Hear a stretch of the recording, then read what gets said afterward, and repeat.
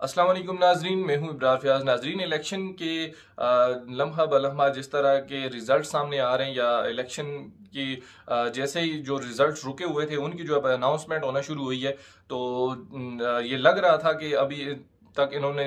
Election delay करके किस लिए रखे थे कि वो इलेक्शन को मशकूक करार देने के लिए। और ये इस बात की 100% चांसेस है कि ये इलेक्शन तो मशकूक वैसे भी हो चुके हैं, जो कि रात को 2 बजे तक ये जितने भी रिजल्ट थे इन्होंने फाइनल रिजल्ट देना था और अभी तक इन्होंने पहले तो रिजल्ट रोक के रखा। अब जिस तरह इन्होंने रिजल्ट देना शुरू किए तो पाकिस्तान तहरीक इंसाफ के जो जीते हुए कैंडिडेट्स हैं उनको हराने की तरफ साजिश की जा रही है। यही 2018 वाला मैंडेट अभी इस्तेमाल किया जा रहा है और वही वाली हरकतें, मोंडी किस्म की हरकत पाकिस्तान के साथ की जा रही है। पाकिस्तान के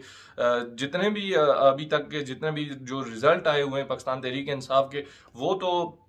इसमें कोई शक नहीं है कि पाकिस्तान तहरीक इंसाफ इस टाइम 1/3 मेजॉरिटी के साथ जीत रही है और जीत चुकी भी है। लेकिन अब अगर इसमें कोई रद्दोबदल करने की कोशिश की जा रही है तो ये फिर कंपनी की तरफ से, कंपनी अपनी सियासत चमका रही है या फिर कंपनी अपने जो उस बंदे को लाना चाह रही है और सबको पता है वो किसको लाना चाह रही है, या कंपनी का इस टाइम जो फेवरेटिज्म के हवाले से जो शख्स है वो खुद भी, उसकी जो सिचुएशन थी रात के टाइम पे तो वो खुद नहीं जीत रहा था। मियां मोहम्मद नवाज शरीफ की मैं बात कर रहा हूँ, वो खुद रात को जीत नहीं रहा था। और अभी जब सुबह यास्मीन राशिद उनसे 7,000 की लीड से वो आगे थी, 5 बजे तक का जो रिजल्ट थे वहां से उसके बाद रिजल्ट रोक दिए गए थे और अचानक आगे 10 बजे के बाद रिजल्ट अनाउंस किए जाते हैं और 50,000 की 56,000 की लीड के साथ नवाज शरीफ को जिता के सामने किया जाता है कि नवाज शरीफ 56,000 की लीड लेके जीत चुके। और यास्मीन राशिद 1,17,000 वोट लेती हैं और वहां पे 1,71,000 वोट लेता है जनाब मियां मोहम्मद नवाज शरीफ। और मरियम नवाज भी सेम इसी तरह सूबाई नशिस्त भी जीत गई हैं और नेशनल असम्बली की नशिस्त भी वो जीत चुकी हैं। ओवरऑल अगर इनका टर्न आउट देखा जाए तो पीटीआई इस टाइम तीनों हलकों में, तीनों सूबों में,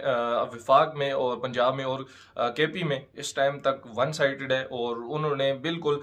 हर तरफ से क्लीन स्वीप करके रखा हुआ है। लेकिन अभी अवाम के मैंडेट पे, अवाम के हकूक पे डाका डाला जा रहा है और जितने भी रिजल्ट्स हैं उनको चेंज किया जा रहा है और जिसकी बदौलत ये सामने नजर आ रहा है कि रिजल्ट रोकने का मकसद ही यही था कि अब इनके ऊपर, इनमें रद्दोबदल की जाए, इसमें इनको मशकूक करार दिया जाए। जहां पर पीटीआई के जो कैंडिडेट्स जिनको रिजल्ट अभी फैसला नहीं हुआ था, मतलब ये तो लग रहा था कि अच्छे भारी मार्जिन के साथ वो जीत रहे हैं और वो उनको हरा के अब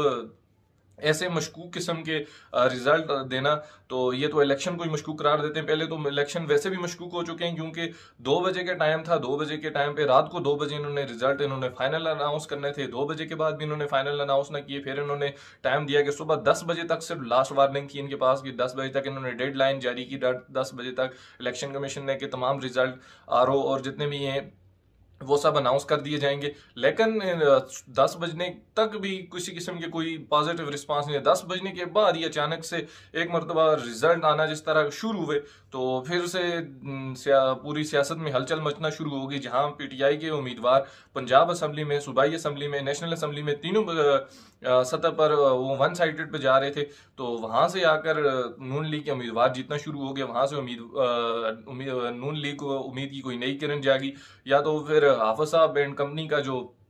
बिछाया गया, उनका जो सेटअप है उसी के मुताबिक मुझे लगता है जिस तरह का फैसला किया गया तो उसके मुताबिक इन लोगों को जिता के मैनेज करके आगे लेके जा रहे हैं। और उधर सिंध में पाकिस्तान पीपल्स पार्टी ने वाइट वॉश कर दिया है, जैसे इधर केपी में पाकिस्तान तहरीक इंसाफ ने वाइट वॉश कर दिया, उधर सिंध में उन्होंने वाइट वॉश कर दिया। तमाम हर तरह की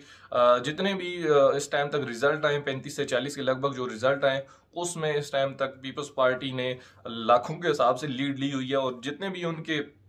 ऑपोजिट, जितने भी कैंडिडेट्स हैं, जो भी उनके मुखालफीन हैं, वो चंद हजार के वोट उन्होंने लिए हुए हैं और इन्होंने लाखों के हिसाब से वोट लेकर और लाखों की लीड से ये आगे जा रहे हैं। बिलावल भुट्टो 95,000 की लीड से आगे गए, मियां मोहम्मद नवाज शरीफ 56,000 की लीड से गए, मरियम नवाज 15,000 की लीड से आगे। इसी तरह और जितने भी खिलाड़ी हैं इनके कप्तान के जितने भी खिलाड़ी हैं उनका भी इसी तरह अगर देखा जाए, उन्होंने इधर